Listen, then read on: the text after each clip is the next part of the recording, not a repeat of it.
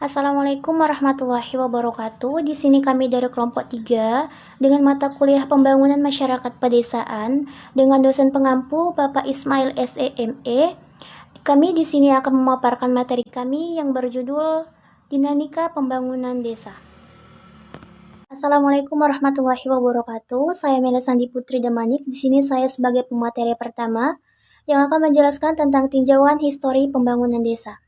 Sejak Indonesia mengawali kemerdekaannya, pembangunan desa telah menjadi fokus perhatian pemerintah.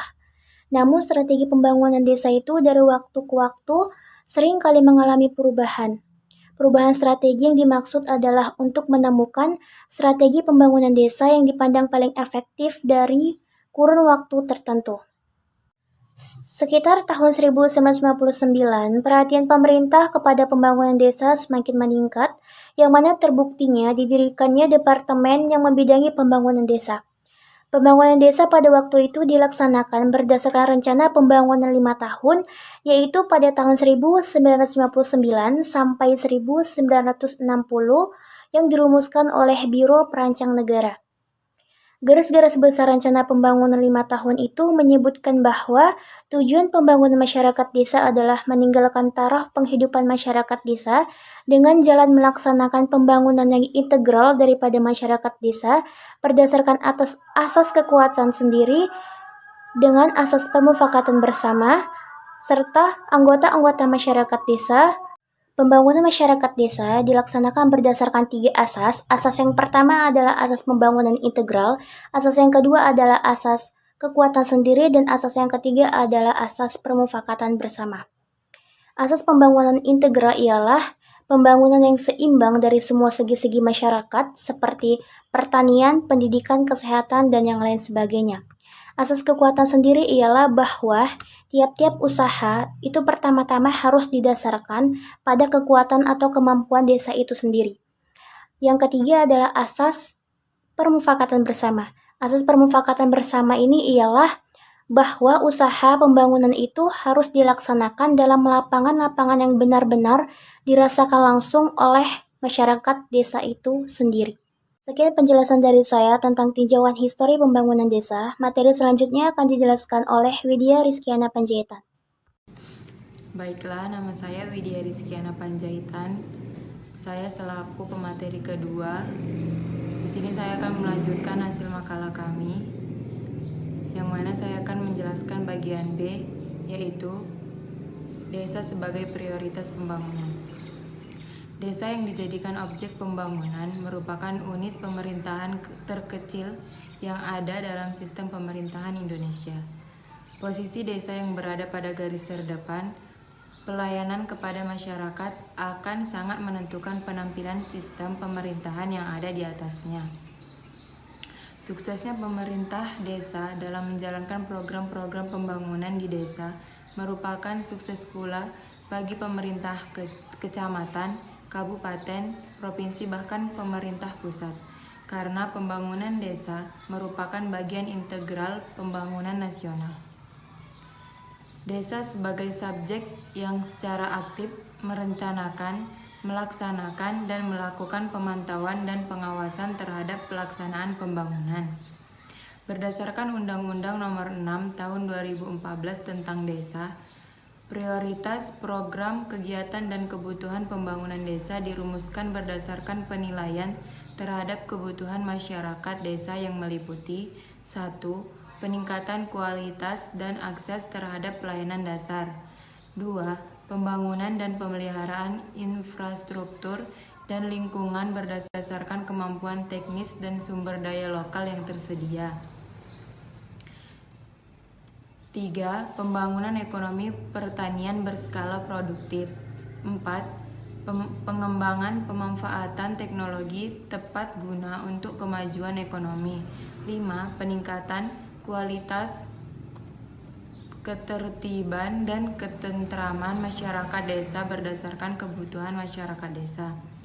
Undang-Undang Nomor 6 Tahun 2014 tentang Desa menyebutkan kewenangan yang dimiliki oleh desa, yaitu kewenangan lokal berskala desa dan kewenangan hak asal-usul.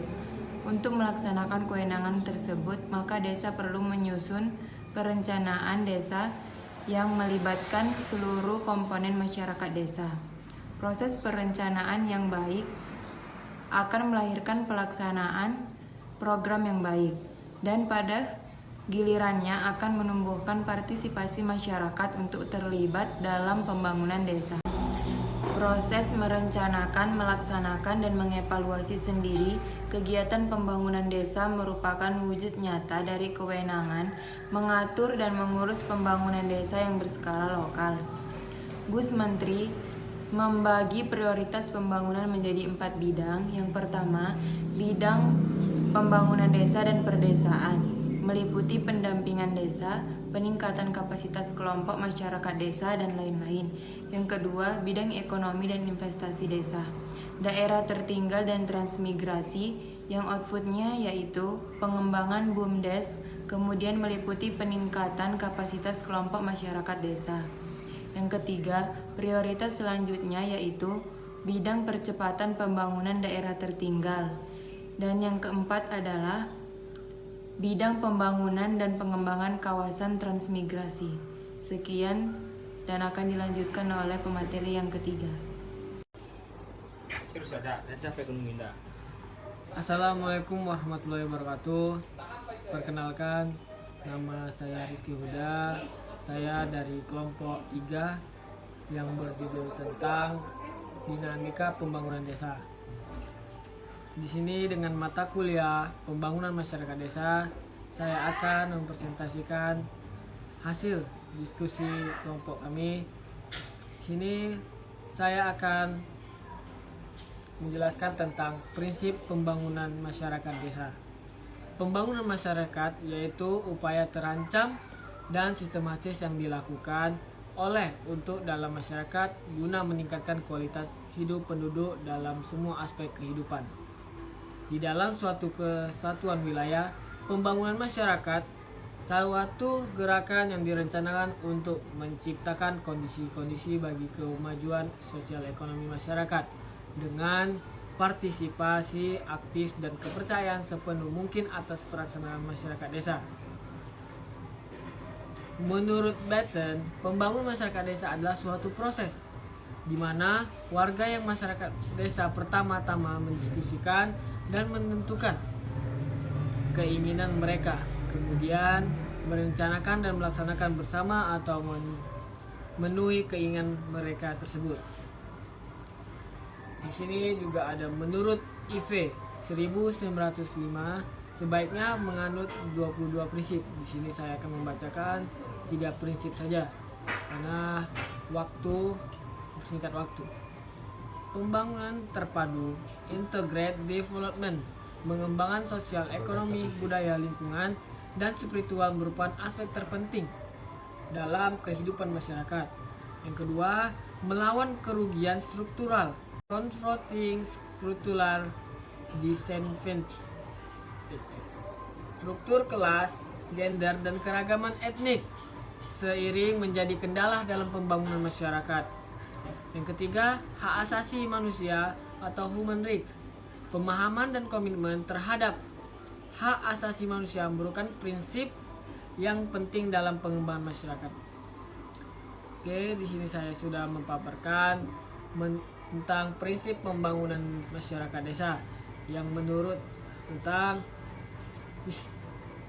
Tuan Batten dan menurut IV di 1905. Jadi mungkin itu saja yang saya jelaskan dalam materi dinamika pembangunan desa. Di sini saya akan mengasih tentang kesimpulan dinamika pembangunan masyarakat desa. Pembangunan masyarakat desa dilakukan berdasarkan 3 ajas, yaitu ajas pembangunan integral, ajas kekuatan sendiri, dan ajas pemufakatan bersama. Adapun ketiga ajas tersebut adalah: pertama, ajas pembangunan integral adalah pembangunan seimbang dari semua segi masyarakat desa, pertanian, pendidikan, kesehatan, perumahan, dan sebagainya, sehingga menjamin suatu perkembangan selaras yang tidak berat sebelah. Tetapi perlu diingat bahwa untuk masa pemula, titik berat terutama harus dilakukan dalam pembangunan ekonomi. Kedua, Ajas kekuatan sendiri ialah bahwa tiap-tiap usaha pertama-tama harus dilakukan pada kekuatan atau kemampuan desa sendiri. Yang ketiga, ajas pemufakatan bersama diartikan bahwa usaha pembangunan harus dilaksanakan dalam lapangan-lapangan yang benar-benar dirasakan sebagai kebutuhan oleh anggota-anggota masyarakat desa yang bersangkutan. Baik, terima kasih. Mungkin itu saja yang bisa saya sampaikan. Jika ada salah, mohon maaf. Billahi taufiq wal hidayah. Wassalamualaikum warahmatullahi wabarakatuh.